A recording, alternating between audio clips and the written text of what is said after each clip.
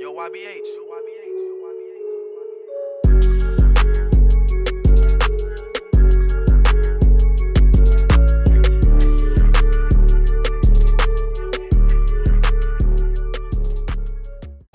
What's up, YouTube? So today is Mental Health Monday. Okay. This is a new series that I'm starting. I do have personal experience with mental health issues, depression, stuff like that. And it's real and it's common. And even though it's undiagnosed for most people, a lot of people still deal with depression. Um, Most of the people that I surround myself with are in college or high school. But even in your future, when you're grown, pursuing your career, doing all the things that you thought you loved and thought would make you happy, you can still deal with depression. So it's seen in a lot of people. It's very common, and a lot of people don't know how to deal with their depression. And so that's what we're here to talk about. And yeah, my goal is to make a difference. A lot of people don't speak out or stand up for themselves, and everybody deals with it differently. So here I am to help. Okay, y'all, so the first thing that I wanted to touch base on were the forms of mental health issues. The most common are depression and anxiety. Depression is the elevation or lowering of one's mood, really. And a lot of times it is real frequent mood changes, excuse me. And a lot of other things come with that. There are plenty of different forms of depression, but overall, they all look similar. So, what does depression look like? Depression can look like having a messy room, not eating or stress eating, meaning you eat every time you get overwhelmed or too stressed about anything. It can also be not showering or cleaning or keeping up with your hygiene. It's also being overly active or not being active at all. So you may have friends or people that you guys hang out with that are always moving and always have to do something, hate being in their room, like just always just on go, versus the friend who you can't get to leave their room or come see y'all, won't do anything. Those are both forms of depression. It can also be sleeping too much or too little. So a lot of people may sleep all day long, and then there's other people who are turning into insomniacs because once it's time to go to bed, that's when they start overthinking and stuff like that, so they can't get sleep. And yeah, it's very common, especially because college students stay up studying for exams, this, that, and the third. But even aside from that, they might be up just because they can't go to sleep anyways, even if they tried. So if y'all do have a friend whose room is always messy or like stuff like that, don't judge your friend because their room is messy. Help them clean it. Help them clean it and be there for them. So this goes into how to support friends with mental health issues. For one, be kind and non-judgmental. Like I said, if your friend's room is dirty, don't go, oh, her room's dirty as heck, y'all. Like, don't do stuff like that. Because when you deal with depression, it's hard to do a lot of things because you don't have the motivation to do them, or you just don't care enough anymore. Also, be patient with them. They may have frequent mood changes, and being around that might be annoying to you, but once you show that frustration, it makes them shut down and cave in more. So it's very important to let them know that, like, it's okay and that you understand. Even if you don't understand, make them feel like you do. You also can give them space. If you have a distant friend, a lot of people seem to take that personal, like, oh, they don't mess with me no more, whatever. But they might just be going through their own stuff and don't know how to word that enough for y'all. So if your friends need space, respect that. And if you notice that they are getting real distant, check on them. Be there. Unless they actually tell you, oh, I don't want to be around nobody, whatever, check on them. Go see them. Make time for them. Make them feel important, because a lot of the times they don't feel important.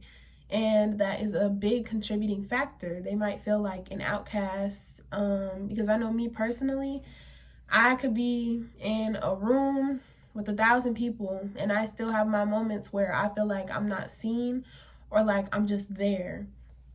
And people can talk to me all day long and I'll be having a conversation with them, but I'm not engaged. I'm just there doing what I got to do because I'm here. So that is one thing. Let's talk about how I deal with depression personally.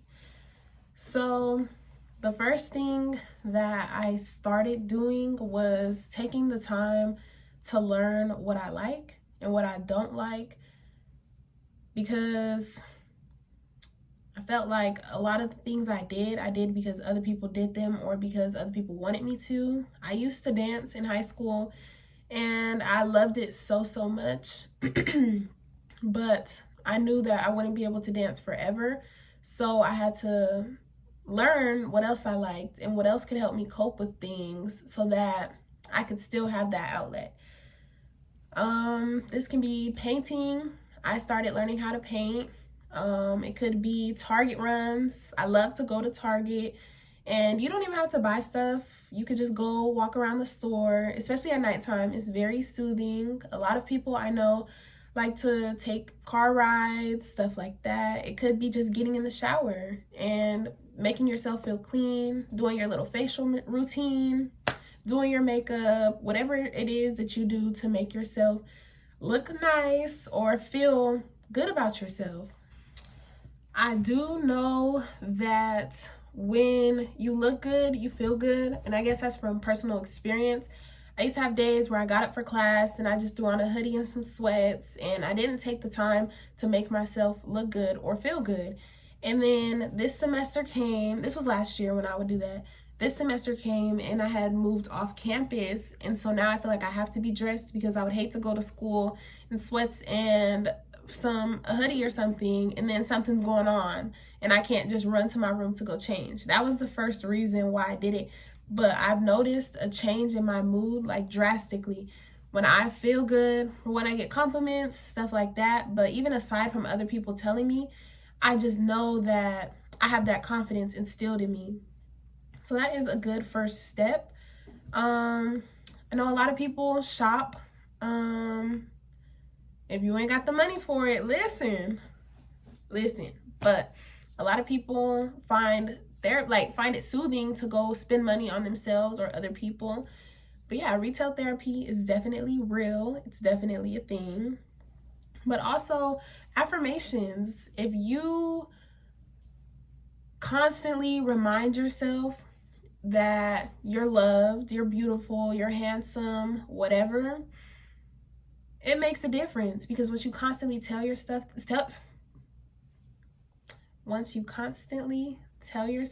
that, eventually you'll start to believe it. Another thing that is really difficult is giving yourself space and time without feeling guilty about it. I personally have a really big friend group. We always have something to do. Everybody is all over the place. And I feel pressure sometimes to hang out with them or to be present. And that's something that I'm working on personally, because you can have a social battery die. And then that's not good for anybody. But you should prioritize yourself no matter how hard it is. That's something that you should work towards doing. And just taking that time to reflect, to feel, and to work on how you're going to move forward. Another thing, some people like to keep busy. Like I said previously, they like to keep busy. I'm one of them. I can't remember the last time I've had time to sit in my room and just chill like this, because I'm constantly trying to find something to do. I go to campus early in the morning for my classes and I'll stay there all day long finding something to do, or I'll go to work. I used to work so much. I worked 3 jobs because when I was at work, I forgot about everything else. But it is kind of unhealthy, but it works for me. Those are a few tips that I have that I use to deal with depression. But I also wanted to talk about depression in men. So a lot of guys don't get time to be sad. They don't get to feel. They don't get to have emotion. And that is another pressure that society has put onto people. And I need all my guys who are watching this video to know that you are loved. Your mental health is just as important as anybody else's. And it's okay to speak out. And if you don't have the courage to speak out right now, just know that 1, I am a resource, and 2, that you can use these tips as well. So that just goes to say that if you are a guy and you feel like you can't be depressed or you can't have feelings, I want you to personally work on escaping that mindset, because a lot of y'all feel like y'all gotta be strong for the boys and gotta be this hard-bodied person, but you are human too. Your feelings are real and they're valid and they deserve to be acknowledged. And you have to be able to be confident enough to put yourself first and deal with the way that you feel. So for the girls who have boyfriends who play their game all day long, or who like to go hoop with their friends, play football, do whatever they do, allow them to have that time, because a lot of the times that is what brings them peace, and they're not going to speak on that. They're not going to talk about what they're feeling, but that is their outlet, and that's what brings them joy. And yes, you can still bring them joy as well, but y'all got to give them that opportunity to prioritize the way that they feel, because that goes into part of the reason why they feel like that. But yeah, you all deserve to have a voice, to feel the way that you feel, and to be able to deal with those things without being shamed for them. The overall goal is to learn ways to make progress for yourself, because a lot of other people don't know what you need. So it's up to you to figure that out. And it's going to be a journey. It's going to be hard. I'm still fighting my battle every single day. But I know that I have a lot of love to give, and I'm doing my best to show that love to other people so they don't have to feel what I've felt. And once you show that love to other people, it comes back to you. It comes back to you in different forms. But yes, so next week is when I will touch base on anxiety.